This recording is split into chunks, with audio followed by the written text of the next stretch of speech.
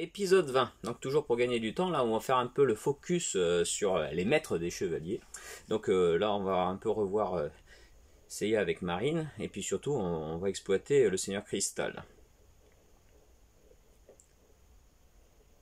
Donc là c'est très important parce que du coup le grand pop va utiliser son pouvoir de lobotomisation en esprit. Et va ainsi rendre le Seigneur Cristal un peu plus docile. Et c'est amusant parce que apparemment à ce moment-là de l'histoire en animé, il n'était pas encore question de ça dans le manga. Donc peut-être que Kurumada se serait fait influencer par ce pouvoir pour le mettre ensuite dans son manga pour utiliser contre Aeolia. Ça pose question. Parce qu'en tout cas, il est clair que l'anime a eu une influence sur Kurumada sur certains petits niveaux, hein, sur l'apparence de Doko jeune par exemple, avec le tigre par rapport au personnage de Hoko, tu vois, des petits trucs comme ça. Pareil pour l'influence d'Orphée, hein, forcément on peut penser à Orpheus du premier film, et puis bien sûr à Mime. Donc voilà, forcément tout ça, ça a peut-être eu une influence. Bref, donc le Seigneur Cristal se fait complètement hypnotiser.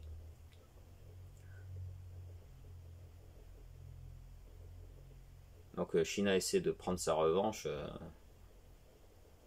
sur Gist, et puis bien sûr tout simplement pour elle. Hein. Parce qu'après elle n'en parlera plus jamais de Gist, hein, forcément, vu qu'elle n'existe pas.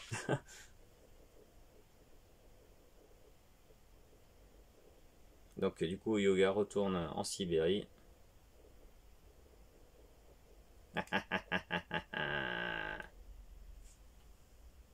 Donc je vous parlais des changements de voix des personnages d'un épisode à l'autre, donc là encore on a un bel exemple, puisque c'était Eric Legrand qui faisait Seigneur Cristal dans le précédent, et c'est Serge Bourrier qui s'y colle dans celui-là. Donc voilà, je pense que ces changements de voix c'est surtout par rapport aux lignes. Je pense qu'ils s'équilibraient tous pour être payés à peu près pareil. Donc quand il y a un épisode qui mettait plus en avant un personnage, il dit ah non tu vas parler plus que moi, donc on va intervertir compagnie. Et puis quand l'acteur était là, et ben il fallait bien qu'il fasse quelque chose.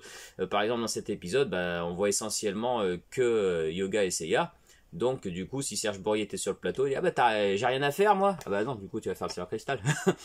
Donc il y a des trucs comme ça. Hein.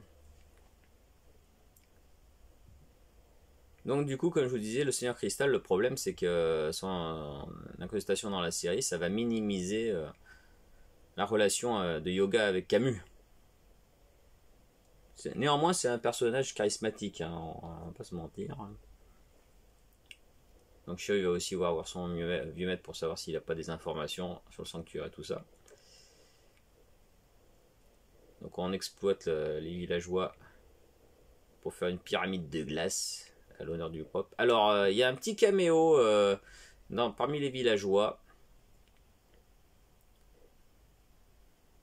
Alors, un clin d'œil sympathique à Shingo Araki, là, pour le coup. Je ne sais plus à quel moment exactement on voit.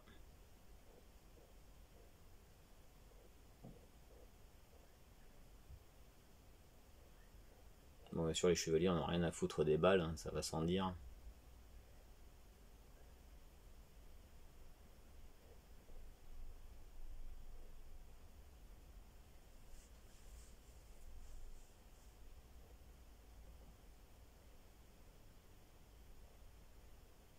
Yoga il pète toujours la classe quand même. Hein.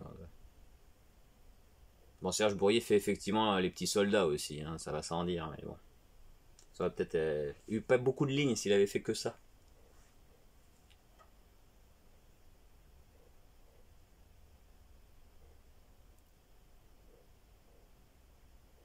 Je crois que c'est plus loin qu'on voit les petits caméos.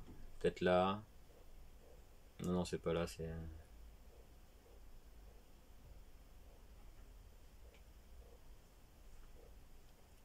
Ça va arriver.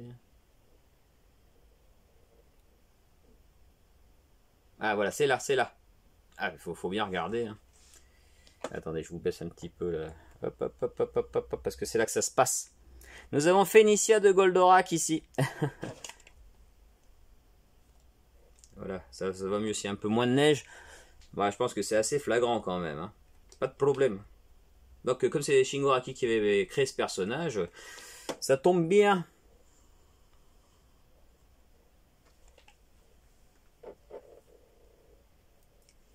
Donc le combat reprend plus belle.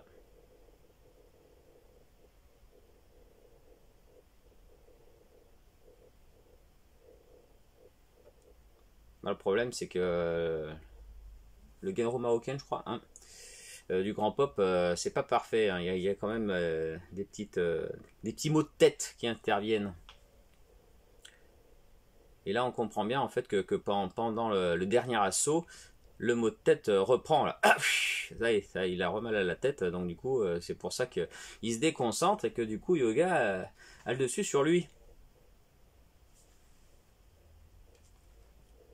Bon Dieu merci, il redevient... Alors là c'est assez mal fait parce qu'en fait on voit bien qu'il n'est plus possédé et qu'en fait il veut détruire la pyramide. Mais en français, le dialogue et la façon dont parler suggèrent qu'il est encore sous possession et qu'il veut de nouveau attaquer. Donc ça c'était mal fait les gars.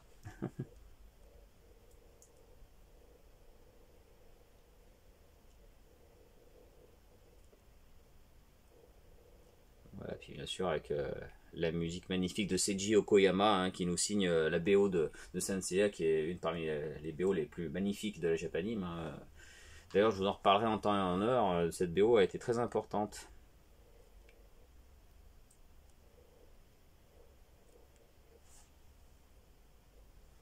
Épisode 22, on va nous ressusciter Ikki.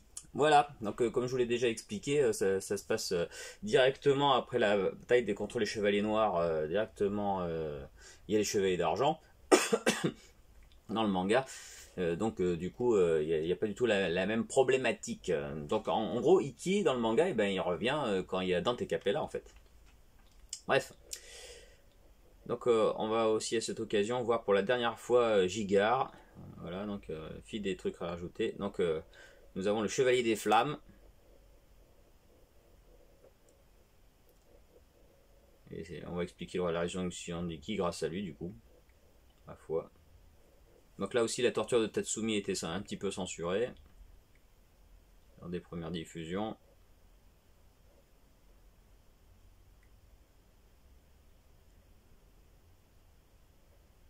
Bah, ils avaient juste enlevé ça, pourtant c'est pas. C'est pas. C'est même plutôt comique. Ouais, pourtant il l'avait quand même enlevé.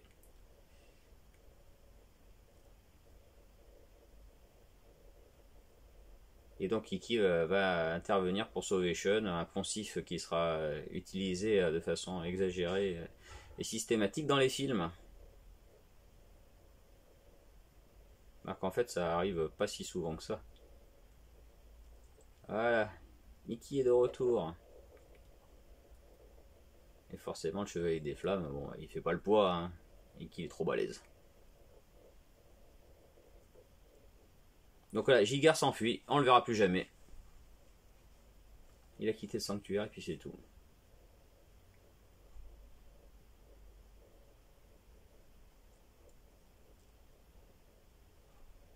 Mais qui pleure, ça arrive pas si souvent non plus. Hein.